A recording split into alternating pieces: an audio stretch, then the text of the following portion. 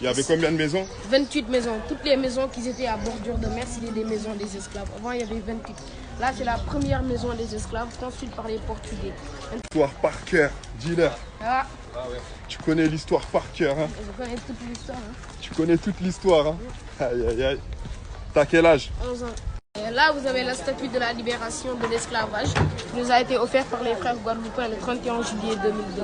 C'est quoi? C'est les Guadeloupéens qui nous ont offert ça? Oui, le 31 juillet 2002. Le 31 juillet 2002. Oui. Et comme vous voyez, ça parle d'elle-même. L'homme coupe les chaînes et la femme l'embrasse. L'homme coupe les chaînes et la femme l'embrasse. Avant, les téléphones n'existaient pas. Ils communiquaient avec le tambour. Avant, les téléphones n'existaient pas? Ils communiquaient avec le tambour. À travers les sons, ils comprenaient. Ils faisaient même des révoltes avec ça. C'est pour cela que les Blancs l'ont interdit définitivement dans les champs. Regardez ce bâtiment de là. Regardez ce bâtiment de là. C'est en forme d'un bateau. Avant, on mettait dedans les esclaves pour savoir est-ce que c'était suffisant pour construire un bateau comme ça, pour les transporter. On les plaçait dedans comme des boîtes à sardines. On fait le tour, on repasse, il y a des élèves. Dans la maison des esclaves, les Blancs, ils étaient en haut et les esclaves en bas. Et des fois, ils descendaient et ils violaient les femmes. Quand il y avait une fille, on la mettait là et on les appelait les signards. Et Victor Churchill, ils ont donné qu'à chaque fois qu'une femme était enceinte, on creusait un trou, on mettait son ventre, on lui frappait 29 coups de fouet sur le dos. Et là, vous avez le ça, c'est des pierres basaltiques du volcan. Les pierres là, c'est des pierres. C'est lesquelles pierres? Ça là? Oui, parce que cette île elle est d'origine volcanique. Quand le volcan des Mamelles a explosé, la lave a touché ces pierres. Avant, toutes les maisons étaient construites avec ces pierres. La première maison construite à Gorée, c'est la police. Et en rouge par les Portugais. Parce que les Portugais, quand ils sont arrivés ici, ils ont mis en premier un cimetière et une église pour enterrer leurs morts et faire leurs prières.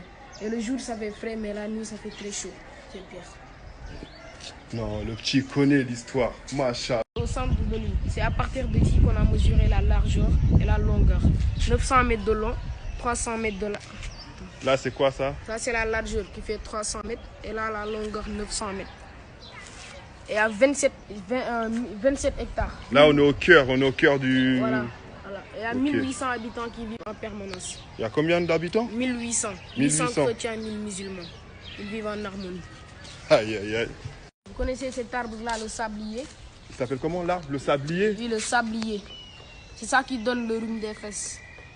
Ça veut dire quoi? La diarrhée. La diarrhée?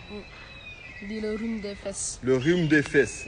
C'est ça qui donne le rhume des fesses. Et pourquoi on dit rhume des fesses? Parce qu'il y a les fesses là-bas sur l'arbre. Ah ouais. Pourquoi on dit rhume des fesses? C'est hardcore. C'est ça les fesses, hein?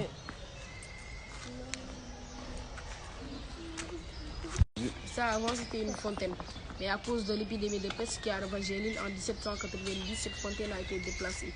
Parce que les esclaves, ils sortaient une seule fois dans la nuit, attachés d'une boule de 10 kg au pied, et ils faisaient leurs besoins aux toilettes. Et dans la deuxième journée, ils faisaient leurs besoins dans la cellule où ils dormaient et tout. C'est ça qui a causé l'épidémie. C'est triste, hein? C'est incroyable. Et là, vous avez la meilleure école du Sénégal, l'école Mariama Ba. Il n'y a que des filles qui sont ici. On sélectionne les meilleures du Sénégal. Chaque année, elles ont 100% de réussite au bac. Et Mariama Ba, c'est elle qui a écrit une si longue lettre dans un livre. Et avant, c'était l'ancienne caserne de la marine française.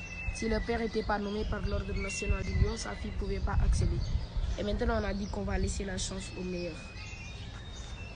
Et c'est dans ce bâtiment qu'il est né Blaise Diagne, le 13 octobre 1872. Et il est mort au camp Bolébert en France le 11 mai 1934. Et Blaise Diagne, c'était le premier député noir à siéger à l'Assemblée nationale française.